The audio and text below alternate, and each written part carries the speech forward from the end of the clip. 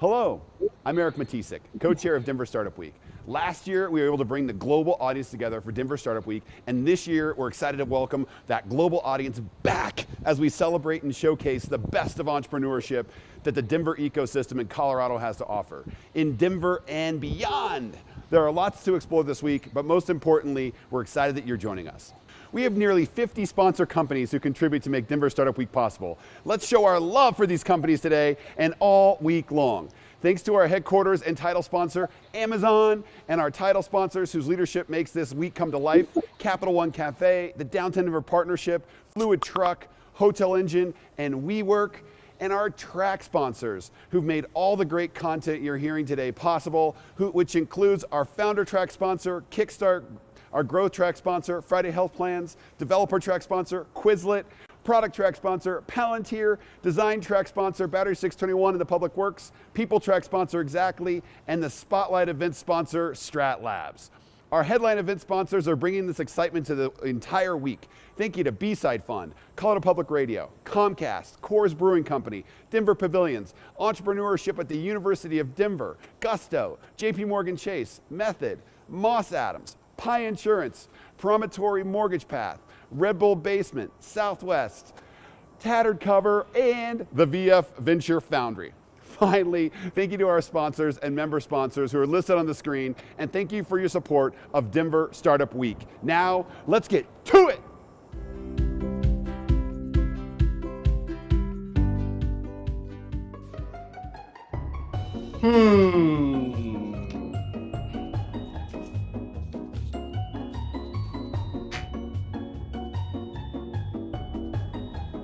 Yeah.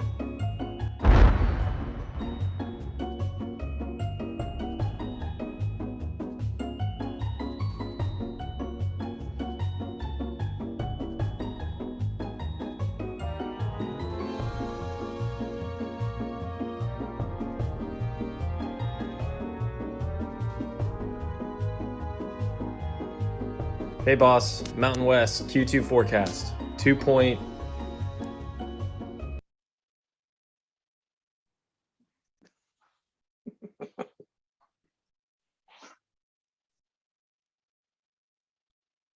All right. So welcome everyone to today's session. I am your host and moderator for today's conversation, finding and amplifying trans voices. My name is Megan Abman. I use she, they pronouns. And today I am joined by an incredible panel that I'm so excited to introduce to you momentarily. Finding your voice is so much more than your ability to speak up. It's about navigating and overcoming the fear to ultimately honor your authentic self, to trust yourself while knowing you're risking it all: employment, acceptance from friends and loved ones, certainty of your future, and so on. Amplifying the voices of others requires a tremendous amount of self-awareness, tactful empathy, and courage. Whether you're looking to find your voice or amplifying the voices of others in your journey as an ally, this session will critically examine the complexity of the trans experience and how we can all learn to trust ourselves a little bit more as we navigate the uncertainty and ambiguity of what it means to be human in the workplace and beyond. So with that, I am excited to be able to introduce you to our panelists today. Panelists, do you mind introducing yourself, providing your name, pronouns, current profession, and what inspires you?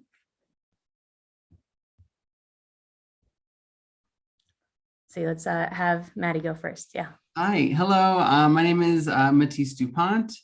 You can also call me Maddie, and my pronouns are they or she. Currently, I work as a freelance person. I do art. I teach workshops and educational things, and I also am a consultant for mostly for around gender and LGBTQ plus issues. And what inspires me? I feel like right now, I'm very inspired by the fall and I'm based in New England, and here the leaves and the change are just so gorgeous. And I'm really inspired by, the metaphors that can come out of, the changing of the seasons, and the ways that this can also be used as a metaphor for, changes in one's life, and sort of the bounty and the harvest of the season, the way things are sort of dying off only to be reborn again later. I just think that it's a really beautiful sort of set of, meanings from this time of year. So that's what I'm inspired by right now. Adrian, do you want to go next? Sure, nice handoff. I'm Adrian. I use she, her pronouns. I live in Portland, Oregon with my wife and our 4-year-old daughter. I work for a company called Neo4j. I'm a technical support engineer. I've been doing tech support for 25 years now. What inspires me? I am driven to understand things. I love to understand systems, how they work, why they work that way. And that's from a technical perspective, but really my joy is understanding how people systems work. How cultures work, how societies work and work things out. Jed, you want to take it? Absolutely. Hi, everyone. Welcome to the session. So excited to be back at Denver Startup Week. I presented last year, also on trans topics. But my name is Jed. I am a diversity business partner at Ring Central. A lot of my work is just diversity practicing at a larger scale for trying to find the most inclusive ways to embed diversity, equity, and inclusion into like the sort of brand experience. But I use she, they pronouns. I'm located here in San Francisco, and what inspires me, I feel like lately, honestly, this is so lame, but so many TikToks have just been like so like exciting and awesome, and like they encapsulate things that I would never have been able to say at like 13 to 17 to 22 years old, and like it's so cool to kind of see that happening. So it's been especially incredible to see the kinds of ways that people embody their identities that just don't fit into the boxes that the previous generations have created for us. So it's really cool to kind of see how that expansion is just happening in real time. But yeah, back to you, Megan. Amazing. And I am inspired by confidence and empowerment. So being able to have this discussion here is a wonderful way for me to fulfill my life purpose. And I am so humbled to be joined by such a fantastic panel.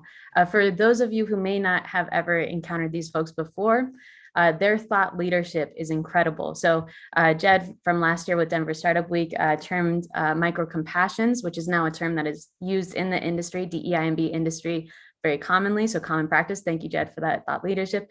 Adrian published a article in the Huffington Post outlining her journey beginning in 1991, transitioning, and those lived experience. And then Matisse, an incredible thought leader on Instagram, and personally inspired me to come out as non-binary as well a few months ago. So anyway, just so humbled to be joined by this incredible panel.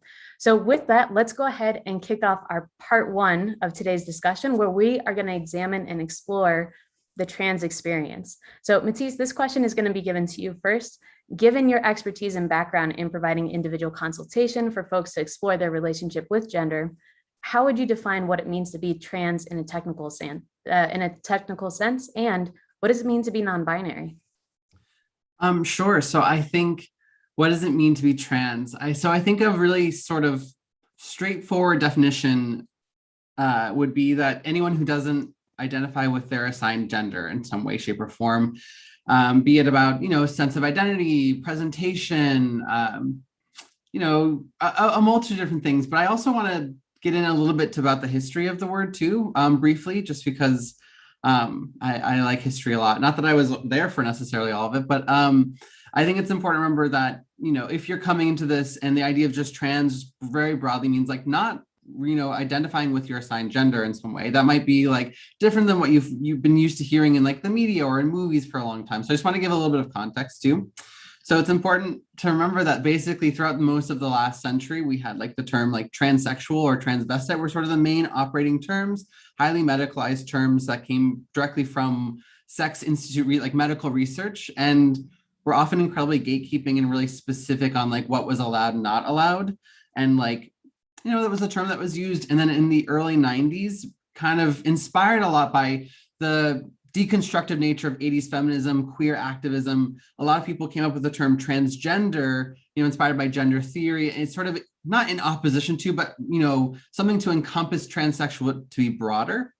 And this was, if you like listen to the activists of the time, it's really fascinating. They talk a lot about how it's just like drag is trans, obviously transsexual people are trans, being gender nonconforming is trans, being a fairy or like a dyke or, all these things are trans, or, even if you're like us, like a cis woman who's like fighting against gender norms, and that, like, that's trans too, is really, really huge and broad.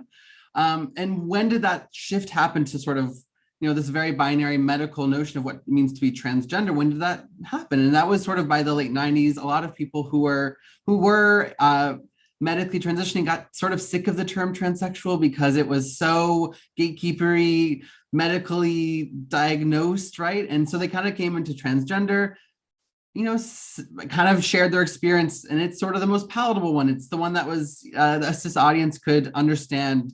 And so that's sort of, for a really long time, for a good 20 years, the word transgender basically went back to meaning binary medically transitioning folks, which they are transgender. That's absolutely part of the word, but the rest of the community who's, instead people were calling themselves like genderqueer, non-binary sort of came out later. So kind of going to the next question, which was, what does it mean to be non-binary? This is someone whose experience of gender is not inherently just sort of rooted in like this male or female, man, woman, masculine, feminine, binary of what we've kind of come to experience as gender in this particular culture, society, and time, right?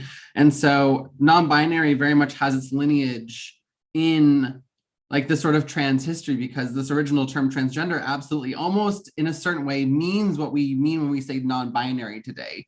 And so it's been in flux. And so really broadly, trans just means you're not identifying with your assigned gender, whether or not you're medically transitioning or you are, whether or not it's about, there's a multitude of things. And yeah, so I just wanted to start with like a little bit of history and how the term shifts and change. And I expect these terms are also going to change, because this was all in like a 30-year period, right? Very fast. And so I'm sure it's going to change just as quickly in the future. So stay tuned, keep up, come to workshops just like this, and stay informed. I hope that was a good answer.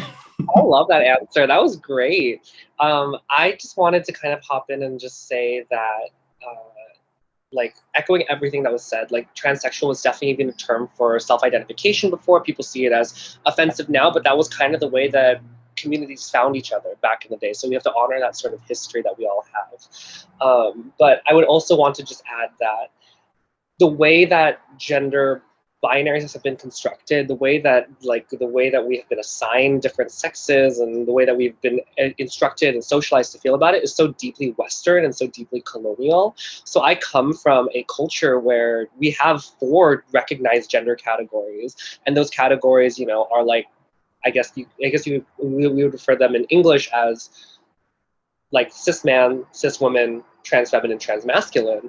And it's like, I'm not disidentifying from like any assigned sex by identifying as this other gender category that has its own role in our society. So I think it's like, one of my biggest growth points in my sort of transition was trying to figure out what that meant in like an American context, because I grew up in a different country. But yeah, I mean, it's so important that you have those terminologies to kind of like find each other, but also to remember that like the world is not all the same everywhere. Like there is a sort of like trans consciousness that exists globally, but like the nuances are just so different everywhere. And thanks for the history. I've lived a lot of that history, Matisse. And so when I first came out as trans, I identified as transsexual because that is the term that I had in 1991.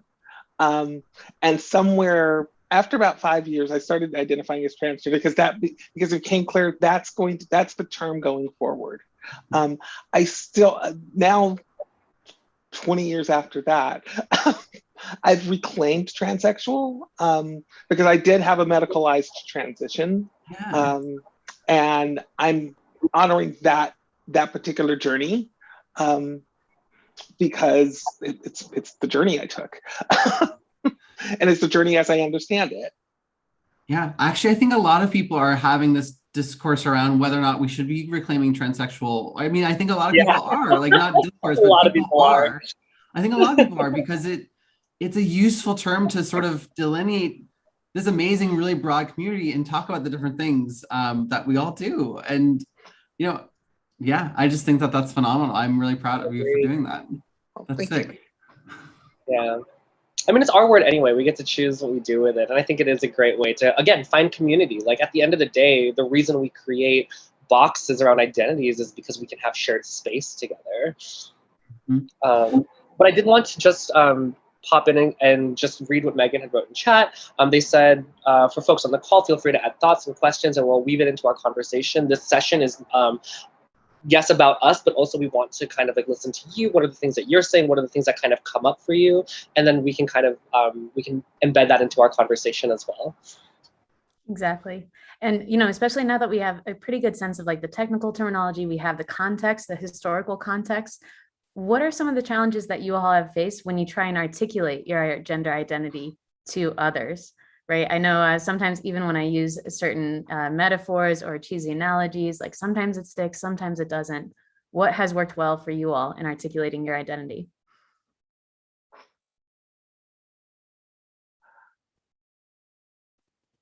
Well, the way I have tried to explain it, and this has been actually pretty effective,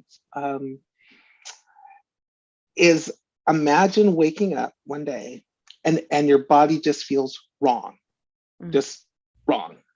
And you feel like, because that was my experience, is that my body felt wrong. I felt like, you know, puberty was traumatic because I felt like my body betrayed me. And I have found that that's pretty effective with a lot of folks of like, oh, you know, and then I'll go on to say, so all I've done is deal with the hand of cards I was dealt. And that hand of cards means I have a transsexual woman experience. That's how I came, that is the explanation of how I came to womanhood. And folks, you know, I have found that cisgender folks can usually get their hands around that. Absolutely.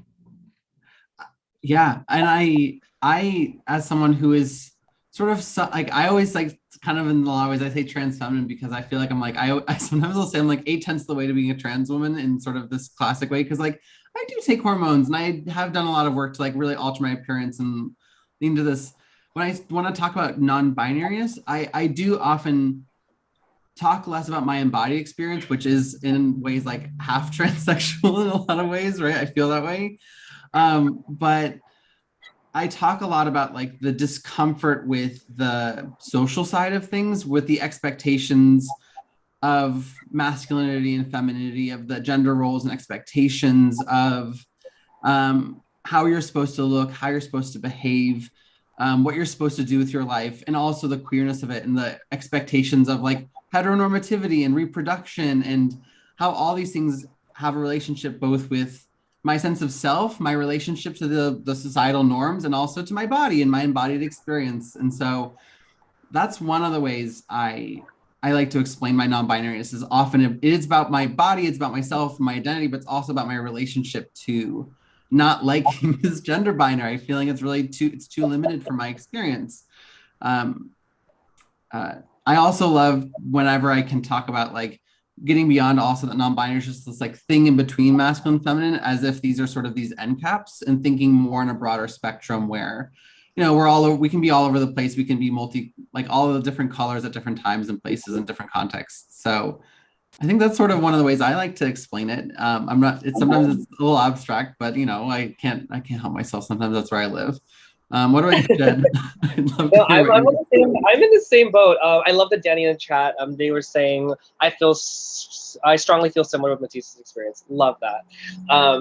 I agree with that, especially like in the American context. I don't see like masculine and feminine existing like in opposition to each other, but rather on like, let's say like a 3 parallel line scale where like there's like maleness, masculinity, feminineness, and then there's like otherness. There's just like, I just do not relate to this at all. But I will say that like, I want to kind of be representing for people who don't feel the need to medicalize their transition at all. A lot, because I come from a culture where we recognize that there are just other different ways that people experience their gender in relation to their sex. I never felt out of place in my body because my family essentially raised me as their daughter. They raised me as the girl because like it was me and like my older brother. We didn't have like, you know, like a girl necessarily like assigned sex in the family. So when I was growing up, it's like that was the role that I was filling as like the younger sibling, and like also it aligned with my gender identity because I didn't tell my parents that I wanted to do like the boy stuff. I didn't want to go play sports and I didn't want to do all those things. Like I was mostly in the house working with my grandmother, working with my mom. Like those sort of things were the things that I took up because my parents and my family and like the culture that raised me and the community that raised me recognized that I wasn't a boy. And it was like that was like the real luck that I had, that I don't feel the pressure to necessarily medicalize my transition because people already saw me as what I was. So we're getting a lot of activity in the chat here, especially exploring, you know, some of the invisible challenges that are compounded by all of these different levels of identity or validation of am I trans enough or all of these other factors. So especially going to Danny's question in the chat about, did any of you experience hesitation to come out with your trans identity as maybe coming out previously as gay? Yeah, what did you all have to navigate? I know certainly for me personally, I felt like I came out at such a young age. To do it all over again, I'm like, this feels, yeah, I had to navigate a lot of discomfort. And also it was strange to experience like that sense of doubt, you know, like these folks have already confirmed to me that they love me for me. And yet, why is it that I still have this hesitation, right? Anyway, what was it like for you all? So I explored being gay first because being a gay man was the easier of the two paths that were before me. It was easier to explain. It was easier to explain to myself. And I also grew up in a culture that taught gay men wanted to be women. That's why they were with with men. And gay women wanted to be men. That's why they were with women. And so I was like, actually, when I first went to a therapist, the first time I spoke to another human being and said, I think I am a woman trapped in a man's body, and then immediately went to, but I'm probably a gay man who's just fucked up about his sexuality. And so I for 2 years, I moved to San Francisco for 2 years. I lived as a gay man. And had a couple of epiphanies that, like, one, if you're going to be a gay man, it helps to be attracted to male bodies. That seems really, really useful.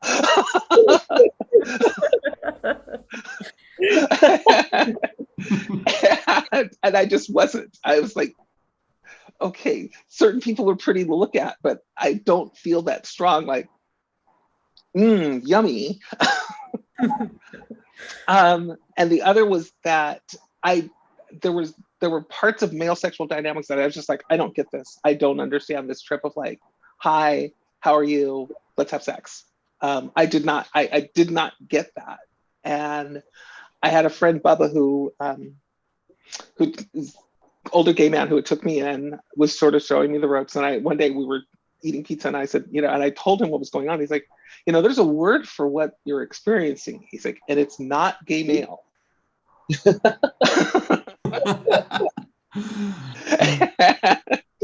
And that was when I realized, like, okay, the thing I first thought it was, the thing that scared me, because like being a gay man didn't scare me. I was like, okay, I'll just have to navigate my parents and they're not going to be happy about this.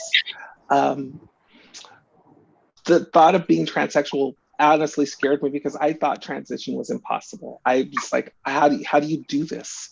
How do you completely reboot your life in your early 20s? And I was in my early 20s when I started transition. So that's how I've navigated that. I feel I actually had a really similar experience. It kind of is like a combination of like that, plus also like what you were saying earlier is like, I just had the word transsexual. That's the only word that was available to me. I feel like gay boyness was like the only thing that I had as like a teen, like in a rural-ish town in New Hampshire, right? Like all I had was like, I knew I was like gender non-conforming. I knew I didn't fit into the expectations of being what a man or a woman were supposed to be. I like neither of them fit or made sense to me, but the only culturally available option for that time and place in like the, early 2000s, mid 2000s was gay men. It was like Kurt from Glee. It was like Jack from Will and Grace. It was these like effeminate boys, you know what I mean? Like that was all that I had. And so I kind of that's sort of, and also it was a time where it was like everyone wanted a gay best friend. So I was like, okay, I can be popular. People will like me. People know what this is. Okay. And I just didn't have any other words or language. And it wasn't until I was like on Tumblr in the early 2000s. I had an older sibling come out as gender queer, which was really like transformative for me, knowing like a real person in my family. Like it wasn't until, and also I want to also highlight, for me, it was this really, really big back and forth where like, I met my sibling, everyone around me was starting to come out as like non-binary trans. The internet was talking about it. The trans tipping point happened. I started playing with my gender a lot. And then I graduated from college, got scared, moved to a new city that was, when I arrived in Boston, was far more conservative than my little like college town where I was, that was like super queer. And so I like completely, like, I don't know if revert is the right word. I just transformed again into like what I needed for this new place. And then I was able to sort of like ease my way back into it once I was comfortable in this new location. And I was able to, and then realizing also that like pushing towards actually like a full feminization was really actually going to get the memo across that I'm not a man, because no matter how femme I was presenting still kind of as a gay boyish, it just wasn't working. And like no one got it. No one understood. And so as a communicative tool, I was like, well, I'm going to go full femme and transition that way. Not because it's necessarily like the most important thing for me, but because it's the way to communicate what I am not in a lot of ways. And yeah. I also want to say like my experience with gender too with this is like my reference points are not like cis heterosexual womanhood, it's queer womanhood. It's like it's being inspired by like lesbians and drag queens and gay femininity. Like my femininity is not straight femininity at all. It's very queer femininity. It's like I'm like 1/3 drag queen, 1/3 lesbian, and like I don't know, 1/3 gay boy, like, which like, I don't know, or like trans woman also like 1/4 of that too. It's just like, anyways, that's my experience. I don't know. Anyways. Yeah, I feel like for me, there's a lot of work that I did to kind of just like keep reestablishing myself and committing myself to rediscovering what are the things that matter to me. I had a bit of the opposite experience of like if I feminize myself, then it communicates to people that I am not what they think I am, or whatever, what they perceive me as innately. Because like there was like a year of my life where I was like doing like, I actually just recently cut my hair. I had like the long hair. I used to pad. I used to like be hyper feminine, wear makeup every single day of my life, and I still got misgendered like crazy. And it was like there is nothing about how I look to myself that is communicating that from like how I perceive myself. And then on the flip side of it, it was like, I don't think that this stuff is core to me. I don't think that how I'm presenting right now is the way that I want to look. And it's like, it didn't bring me a lot of joy. There was a lot of, especially in conjunction with like mental health. I have like a history of like depression.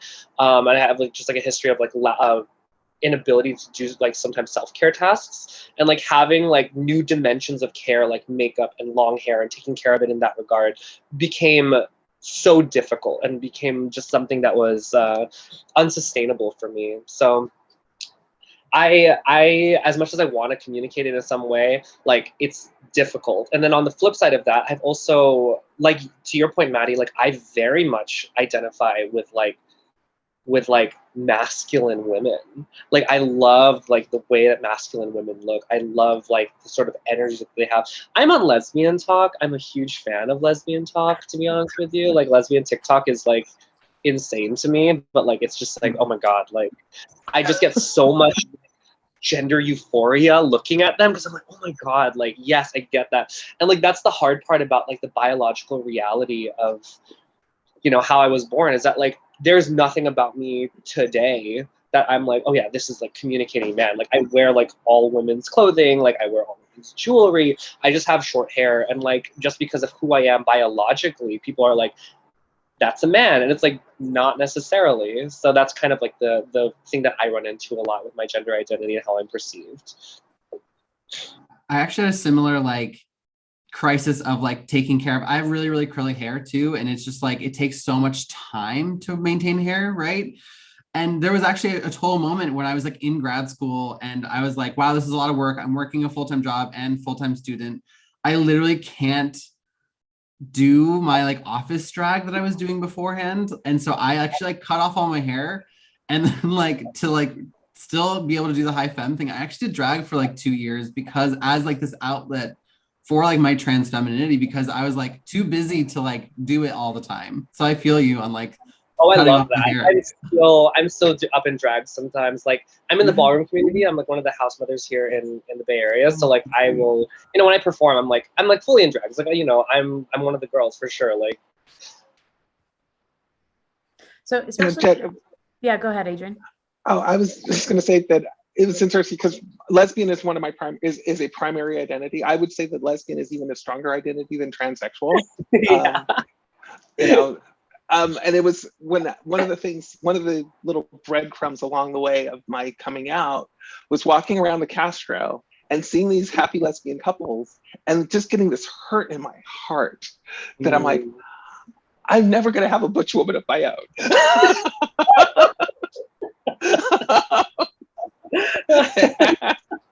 and that was one of the things I told Bubba. I'm like, and I told him that, and he's like, yeah, you're on a different trip than gay men.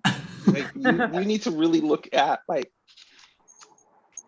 it's like you need to explore the word transsexual, and come to understand that because he's like, I've heard a lot of gay men. He's like, I've known a lot of gay men in my time. I've never heard any of them express anything like what you're expressing right now. Quick reading assignment for people. If you are interested more in like lesbian as like a gender, I would highly recommend Monique Wittig's One Is Not Born a Woman. It's from like the late 70s. It's very like proto queer theory. It's a really fascinating read. I would just, anyways, I'll put it in the chat. I want to, so we can move on. I just wanted to throw out a reading assignment if people want it.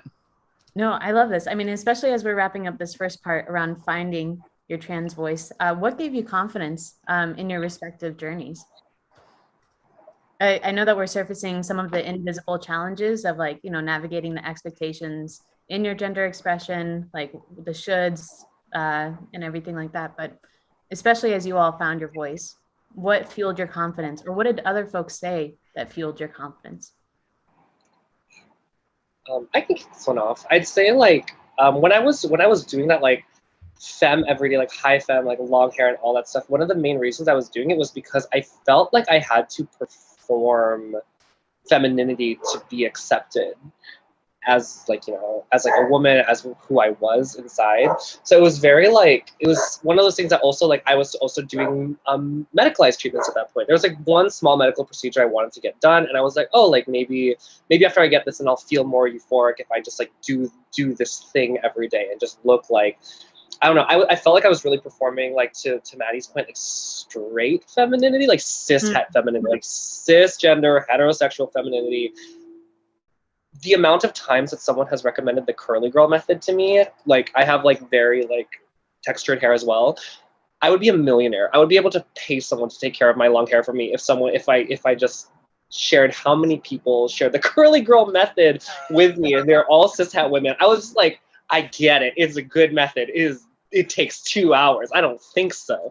But anyway, like as I was like kind of exploring and like living my daily life and just like being perceived how people were going to perceive me regardless, there was a really big point in my journey where I would like wake up every day and like some days I would feel euphoric, some days I would feel like just kind of like more ambivalent about how I looked, and like I'm like I count the days of ambivalence to be the biggest blessing because I'm not concerned about it. It doesn't matter like how I'm perceived, how I perceive myself.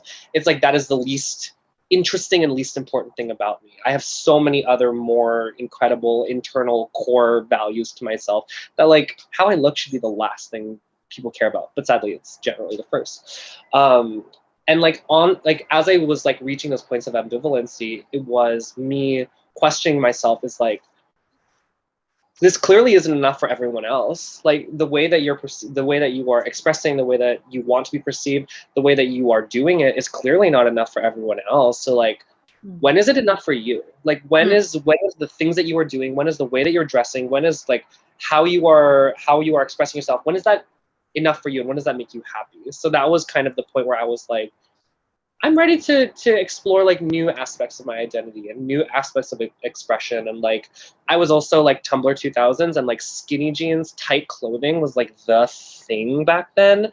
And like, as I've gotten older, I'm like, loose clothing is great. It feels so, oh my God, like it is like a new world of freedom. Because I'm just like, before I used to, always wear like tight shirts, like Henleys and stuff that like accentuated this, and like skinny jeans, and like taking off skinny jeans, never again. You'll never catch me doing that again. But anyway, like, yeah, like I was then just reestablishing like my connection to like, what are the things that I find joy in, the way that I find myself looking like happy and feeling comfortable, and like almost prioritizing comfortability over how I look. So yeah, that was where my journey kind of came to a head. I can go next too about like developing confidence. So I think there's like this conception that like identity is very like this thing that comes from inside. It's like, I'm a rock, I'm an island, I'm this thing no matter what people say. And I think that is like a strategy or even a defense mechanism against a lot of people being in places where they aren't supported, right? Mm-hmm. And I think my own confidence is because I feel privileged enough to live in a place where trans and non-binary people are literally everywhere. I can't take a walk without running into another trans person. I'm in Boston, north of the city, in this area, Cambridge and Somerville. And like, I really think gender is this thing that's not just about identity, but it's in the in-between and the experiences between you and other people and your community and the institutions that you're in. And I think my confidence was able to grow because I was in a place where I wasn't questioned. I was just seen as myself. And I think that was so important. I just went to DC over the weekend and my confidence instantly cracked the second I was there because I was doing everything that I was doing here where everyone sees me as I am, never misgendered. It's amazing. And I got there and every interaction I had with every stranger, suddenly everyone was calling me sir. And I was like, not used to it. The environment totally broke me. My confidence shattered. And I'm realizing how much of it is about having a caring and supportive community. And that's why I think it's also really important for people to have like a workplace or the institutions they're a part of that are actually truly affirming. And, I think that's what's actually like so crucial here too. It's not like the idea that we have to be like so self-confident that we can deal with anything is like, it's not human. It's like, that's a human expectation. We're social creatures. We're influenced, and our environment, our social environments have a huge impact on who we are and how we see ourselves. Like, as much as that's sort of not the American, like stalwart individualism, I don't think it's really how it works. Anyways. Yeah. No, you're right. Co-regulation and community regulation, those sorts of things, and like how we regulate with other people and feel accepted and feel validated by other people is so deeply important to how we develop our own comfortability and confidence within ourselves. Totally. And I think by the way, Maddie, thank you for saying that there's permission not to always have to be so confident all the time in all this. I didn't realize that it was a defense mechanism that I was carrying, but the power of community, and how important that is in truly not only feeling accepted in a sense of belonging, but fully accepting yourself. And I think this is actually a really wonderful segue into our part 2, where it's amplifying trans voices. Like, how is it that folks can better support trans, non-binary, and queer people, especially in the workplace? The Denver startup spirit is to foster a sense of inclusivity and belonging. Adrian, I know that you have a few exciting experiences, especially in tech. Can you tell us a little bit about how folks have really shown up for you? Yeah.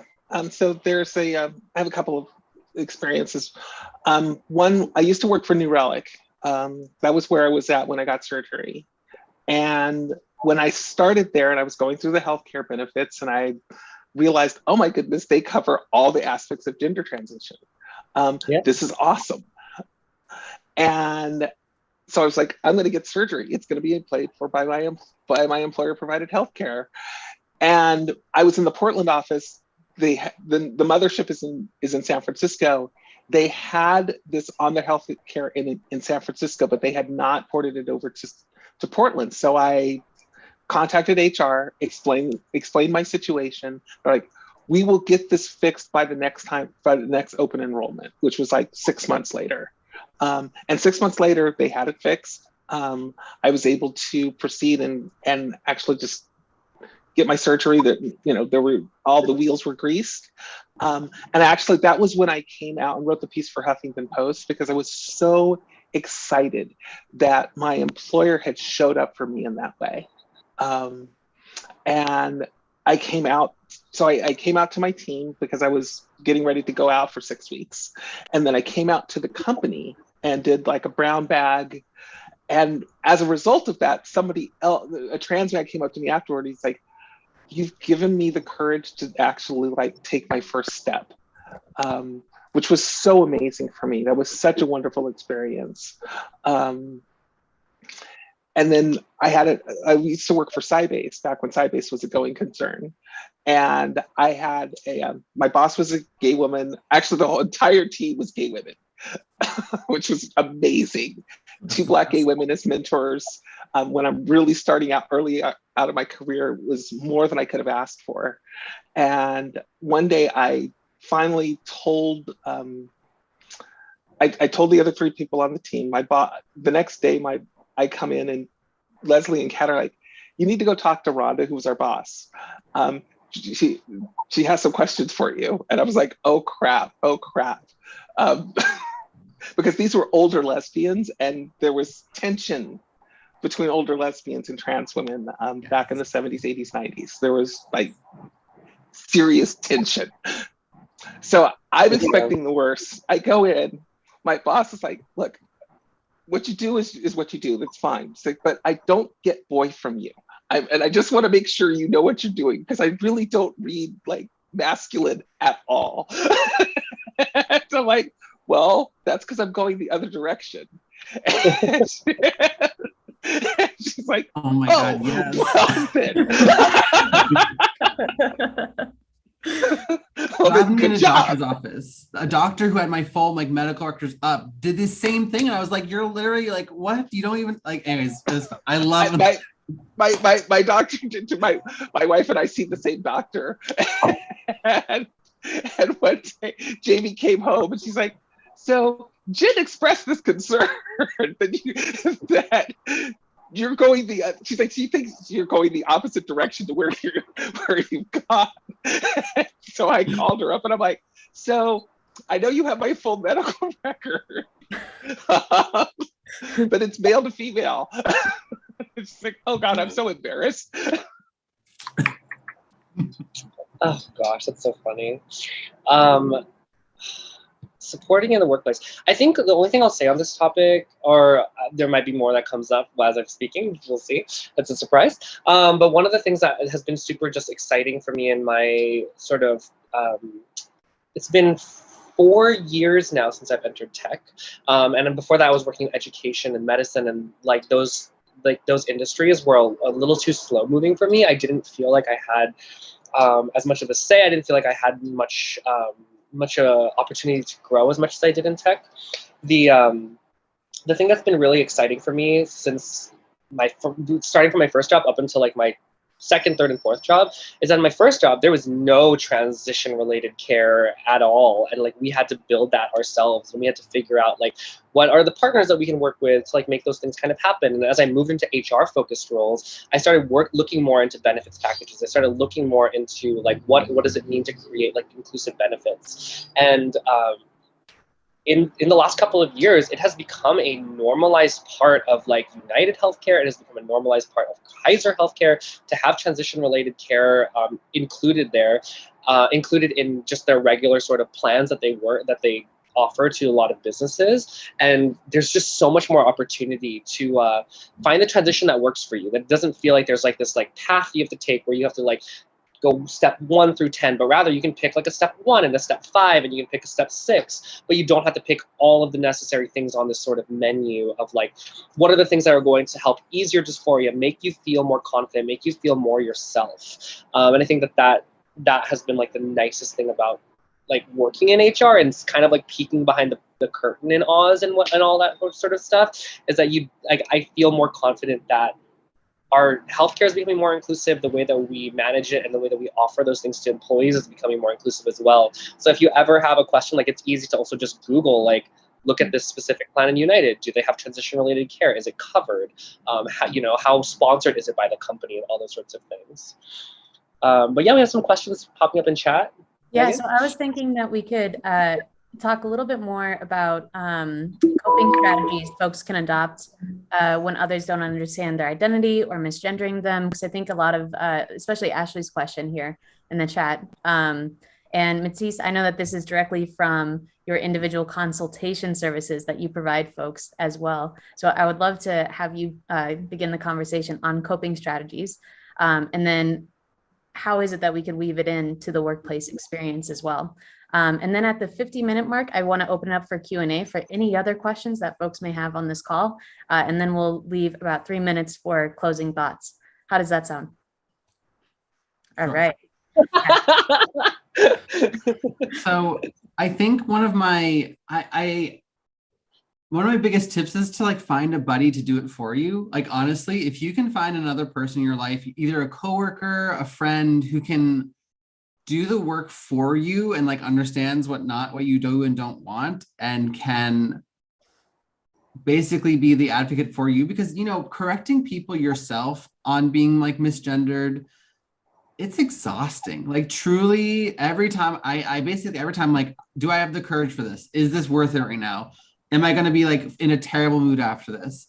But when I can find like a buddy, once again, either be a friendly coworker, if it's like a friend I know we're going out together, who can just do it on my behalf, or I don't know, in school, like classmates, right? Just finding someone else who, even if it's like another trans person, I find I am like more willing to, like, I don't get exhausted when I'm correcting on the behalf of other trans people. It's just on my own.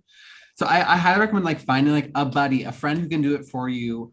Someone who's going to be correcting other folks when you're not in the room, when you are in the room. Like, it doesn't have to be like, just because you're there doesn't mean you have to be the one to do it, So I think that's one of my like tips, is to like get someone else to do the work for you. It's exhausting, if you can. And then when you don't have that option, another thing that I think about is like, does this person like matter to me? Do I want to have a conversation with this person? Am I in passing?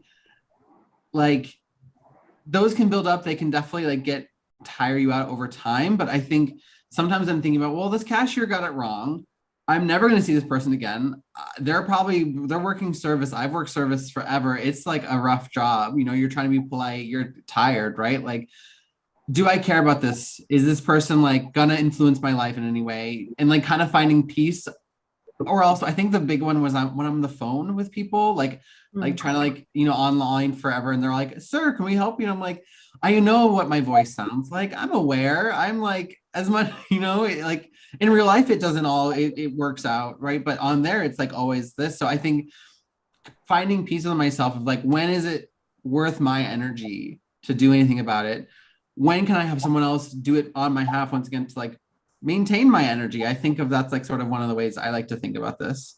Does anyone else have any other tips or strategies? +1 on that, definitely +1 on that. Like, I think that it's so important to like make people aware of like what are the things that irk you, and what are the things that your ears perk up to, and what are the things that kind of like throw you for a loop.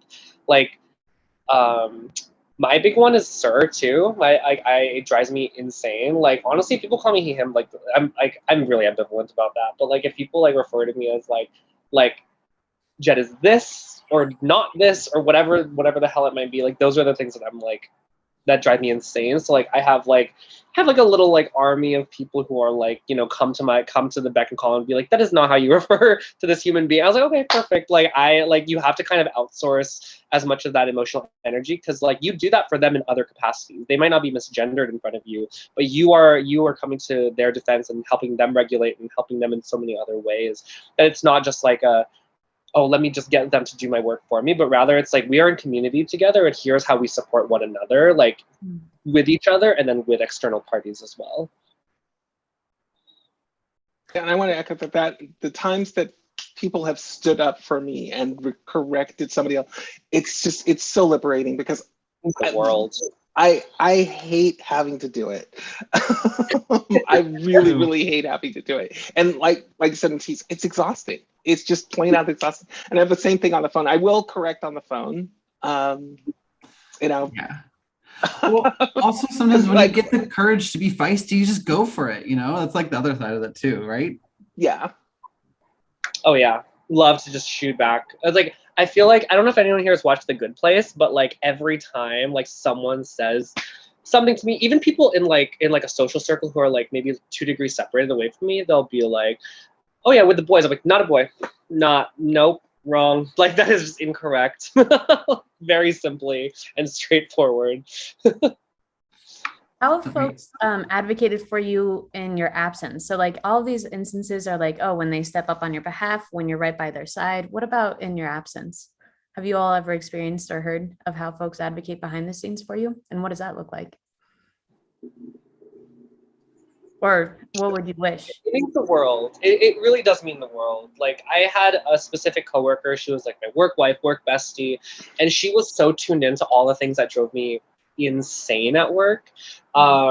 Just the kind like little things that people said. The most stark example that comes to mind is like how people would refer to like their dogs and like deeply gender their dogs and like talk about like their lady parts or lady bits or whatever. And it's like that. Like I basically just had to sit down like a conversation with her like in passing, and I was just telling her like, it's really kind of weird that people like call them like lady parts. It's like not every lady has those parts. It's not indicative of like womanhood. It's not indicative of anything like that. So it's something that I noticed, and it's like as time started moving on, like I realized that it started going away in the office, and it was mainly because she was a very social person and would just like navigate those conversations for me and just be like, isn't it silly that we gender our dogs so deeply when they're just animals and companions and pets? But yeah. Amazing. All right, so I do want to go back to a question in the chat, kicking off our Q&A section. And I believe it came from Ali. Yeah, so it's very interesting how the older LGBT plus community reacts to the newer identities. I'm the daughter of 2 cisgender lesbians, and it shocks me how hard they find it to understand the concept of non-binary. Adrian, I know that you mentioned earlier that there was a tense dynamic between lesbians and trans women. Can you speak a little bit more about that for that historical context? And then I'd love to explore Ali's questions further. Yeah, absolutely. So, I mean, that I know some of the players involved in their early tensions, but like there's this music festival. I'm not sure if Michigan Women's Music Festival is still going on, but for the entire time I was aware of it, they had a very strict women-born women policy. So no trans women were allowed. We weren't allowed pre-op. We weren't allowed post-op, and that was a continuous fight. Trans women trying to, trans lesbians trying to find, community in their tribe and being rejected by that tribe, because there's a bunch of myths around why trans women would become lesbians, as opposed to just accepting like, well, some women are lesbians, some women are trans, therefore some trans women will be lesbians, which is really the easy way of dealing with this. But that was not, there was a whole bunch, and it was wrapped up in a whole bunch of feminist theory. So it was very hard to fight against, because you want to be a feminist, you want to have good feminist principles, and not recreate the patriarchy. And yet there was this, you're part of the patriarchy trying to invade lesbian spaces. The way I navigated that was I would call and say, okay, and I would, if there was like a lesbian community space, I would call and check and say, okay, you say all women are welcome. Does all women include trans women? And I do that without identifying myself. And then afterwards, I would show up there was this community center that I would show up at. I volunteered. I was there every Saturday and Sunday. I opened up the place. I closed it sometimes. If we needed bottled water, I'd run and get bottled water at the Costco, and just showed up to be useful, on the assumption that eventually either I'm going to come out, or if somebody outs me, which happened, I'll just be AJ, that woman who shows up and is constantly, is just a good volunteer and a good community member in this space. And that's happened, and and the reaction from most of this women's collective was exactly that. This is just Adrian, she shows up and she's a member of this space because she has created space here. She didn't just show up and like, give me a space. It's like, let me make a space here, like all the other women. Let me find a way to make a space and be part of this community. If that makes sense. No, absolutely it does. I think that's like thank you for that historical context, because that pervades till today. There are huge communities of what we call, trans exclusionary radical feminists, and like rad femmes have existed, for a long time in like the American context, and it so deeply boils up and down to this: what makes you woman enough? And like that is like one of the biggest issues with the way that binary systems are created, is that like everything has now devolved in like radical feminism to, you don't look woman enough for me, so you're obviously trans, which means you're obviously, what's it called, like an invader, or you're somebody who's trying to like invade our community. And it's just like, nope, like actually that's just a cis woman. And like there are lots of cis women in the world who do not pass, and that is like one of the most complicated parts about like radical feminism, like overall. Gosh, let's see. We have 2 questions from the Q&A, and then I know that we need to wrap up final thoughts. So let's go ahead then, because Stephanie and Danny are asking the same questions. How can allies and advocates make it clear to trans peers in the closet still that they're happy to advocate for them?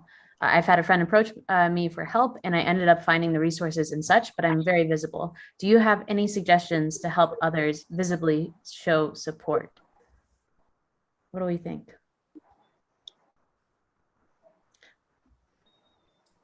One thing that I know that helps me is when, and I think it's something that can be done, and it's a very intimate thing, is going to the bathroom with a trans woman. Bathrooms, the women's bathroom, particularly when you're really starting out in transition, the women's bathroom can just be traumatic. It's just scary. And just having that, there's somebody else who, if you're misgendered in the women's bathroom, they can speak up and say, no, and why do you care she's going to the bathroom? This is not your concern. And that when folks have done that, that has been very helpful for me. And sometimes it has been, my wife does that for me from time to time. I've had friends do that for me. I've had coworkers do that for me. Yeah. I will say that I actually got like deeply misgendered at a co-working space that was designed for women in San Francisco.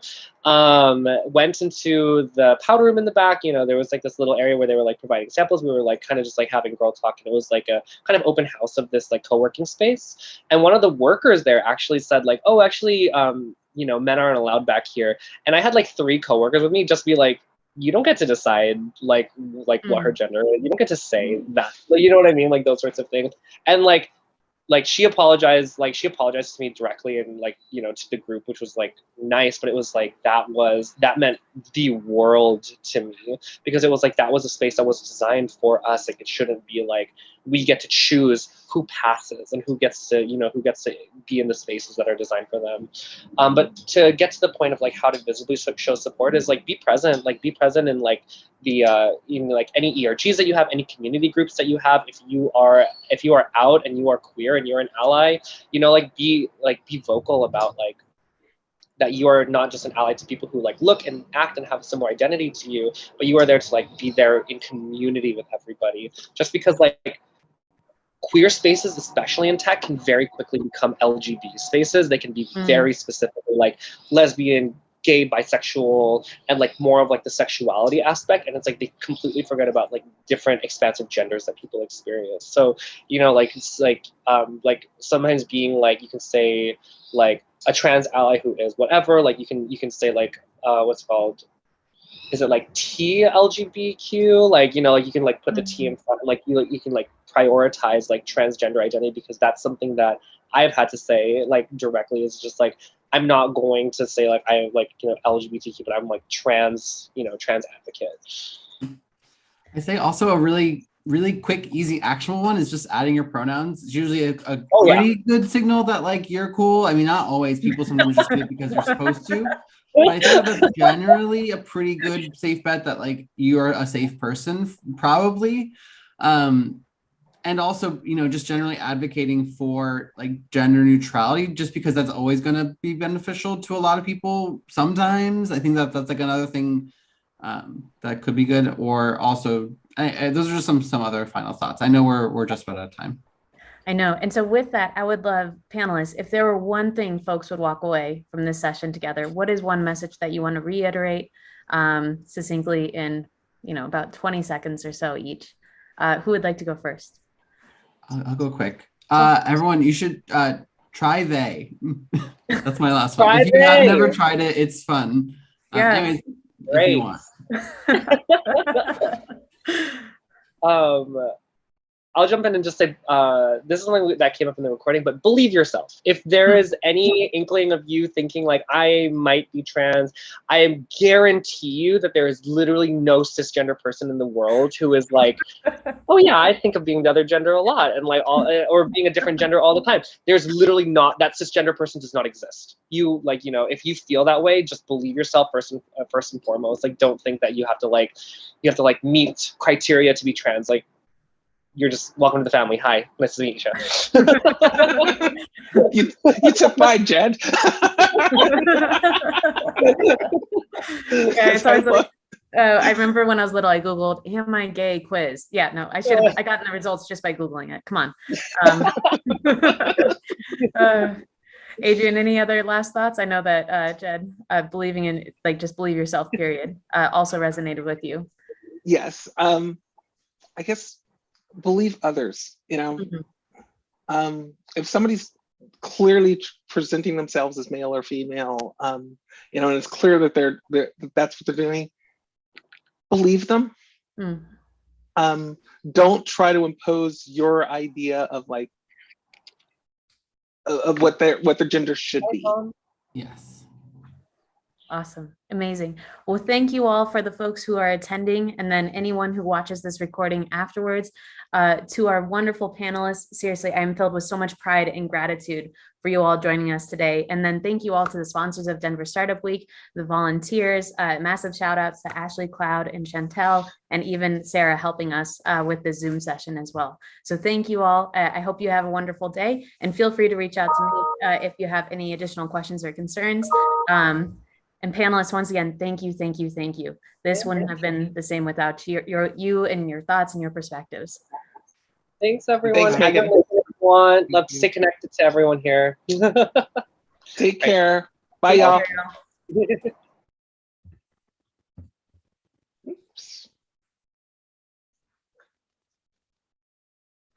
Hey, Megan, I'll get that to you. I have to sign up for Venmo to get that to you. Okay, or you know, there's other ways too. You let me know, okay? Okay, we'll do. Awesome. Talk to you later. All right, see ya. Great. Where's my... Let's see. I want to make sure all folks. All right, I'm going to go ahead and end the meeting.